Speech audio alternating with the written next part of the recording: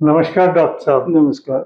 आज के इस एपिसोड में मैं डॉक्टर साहब से फ्रोजन शोल्डर के विषय में कुछ जानकारी लेना चाहता हूं, क्योंकि मैंने काफी इस उम्र के लोगों को इस पर चर्चा करते हुए भी और इस पे उनको तकलीफ हो रही है उसके विषय में भी जाना है। तो डॉक्टर साहब, आप क्या बताना चाहेंगे हमें कि फ्रोजन शोल्डर क्या होता है और कैसे इससे बचा जाए?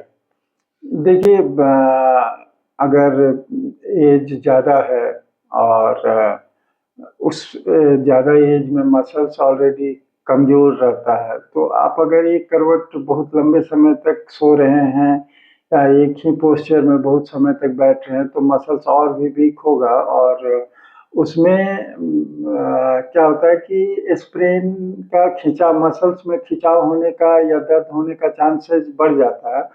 तो वो धीरे-धीरे दर्द होते-होते आदमी अपना मूवमेंट को कम करने लगता है, तो वो फ्रोजन शोल्डर में चेंजेस हो जाता है, वो फ्रोजन शोल्डर हो जाता है। दूसरा, उसी में अगर किसी को ब्लड शुगर रहा, तो वो तेज़ी से और बढ़ता है। तो इसलिए अगर आपको फ्रोजन शोल्डर से बचना है, तो आप एक तो अपने शोल्डर जॉइंट को मजबूत रखें। दूसरा, शोल्डर का एक्सरसाइज रेगुलर बेसिस पे करें और अगर आप डायबिटिक हैं तो एकदम ज़रूरी, जैसे आप रोज़ नाश्ता करते हैं टाइम से, तो उसी तरह से ध्यान से रेगुलर बेसिस पे आप शोल्डर का एक्सरसाइज करिए, क्योंकि डायबिटिक होने की वजह से चांसेस ज़्यादा हो जाते हैं फ्रोजन शोल्डर का, स्टिफनेस भी उसमें ज़्यादा रहेगा।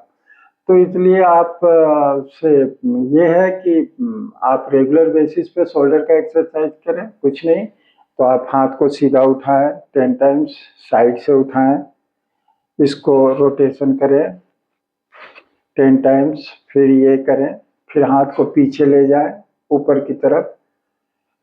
ये एक्सरसाइज बैठ के या खड़े होके तो करें ही, साथ में लेट के, जब आप बेड में लेटे हुए हैं तो उस समय आप ज़्यादा बेहतर है कि उस लेट के इस एक्सरसाइज को करें कि लेट के हाथ को पीछे बेड में सटाएं, फिर साइड से ले जाएं, फिर साइड से रोटेशन करें दोनों साइड 90 डिग्री के एंगल पे बना के, क्योंकि बेड में जब आप सोते हैं और आपका स्केपुला जब स्टेबलाइज रहता है और उस समय आपका रेंज नॉर्मल रहता है, तो सबसे बेस्ट है वो, मतलब नॉर्मल रेंज उसी को मानेंगे हम।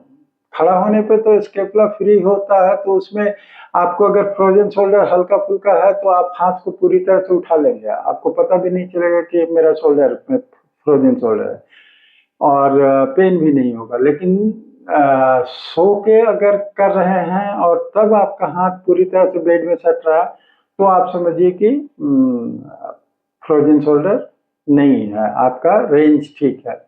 तो सो के बैठ के आप खड़ा होके किसी भी, ज़्यादा कोशिश करिए कि सो के एक्सरसाइज करें फ्रोजन शोल्डर का, तो आपको रिजल्ट ज़्यादा अच्छा मिलेगा। धन्यवाद डॉक्टर साहब, बहुत अच्छा लगा और जरूर हमारे व्यूअर्स को भी बहुत अच्छा लगेगा और इसका भरपूर फायदा उठाएंगे वो, आप जो एक्सरसाइजेज बताएं।